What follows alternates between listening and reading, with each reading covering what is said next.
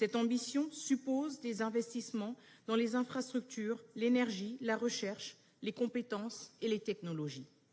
Elle suppose aussi la formalisation et la modernisation de l'exploitation artisanale afin que les travailleurs et les communautés locales deviennent pleinement partie prenante des chaînes de valeur qu'ils rendent possibles.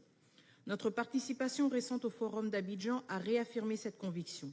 Nous avons besoin d'un partenariat renouvelé, fondé sur la transparence, le renforcement des capacités institutionnelles, une plus grande création de valeur sur le continent africain et une articulation cohérente entre les cadres nationaux, régionaux et multilatéraux. Excellencies, the global... Excellence, la transition énergétique mondiale ne doit pas se transformer en une nouvelle transition extractive. Si elle se contente de remplacer une forme de dépendance par une autre, elle n'aura pas tenu ses promesses. Hier, sous la présidence de la République démocratique du Congo du Conseil de sécurité, nous avons organisé une réunion en formularia sur les ressources naturelles, la prévention des conflits. Pour des pays tels que le mien, il ne s'agit plus seulement d'une question de développement.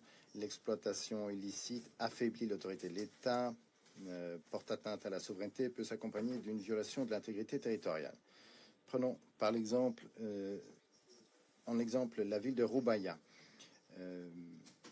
Ces mines représentent environ 15% de la demande mondiale de tantale. Selon le groupe d'experts des Nations Unies, au moins 1400 tonnes de coltan ont été introduites clandestinement au Rwanda au cours de la première année qui a suivi leur saisie par le M23, générant environ 800 000 $ par mois pour ce groupe armé.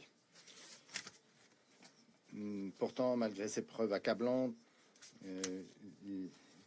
les forces de défense rwandaises ne font toujours pas l'objet de sanctions au titre du régime de sanctions des Nations Unies. Cela révèle à la fois une application insuffisante des outils existants et une lacune plus large dans l'architecture internationale qui cantonne encore trop souvent la gouvernance des ressources naturelles à la sphère du développement, même lorsque l'exploitation illicite alimente les conflits, porte atteinte à la souveraineté et viole l'intégrité territoriale. C'est pourquoi nous plaidons au cours de notre mandat au Conseil de sécurité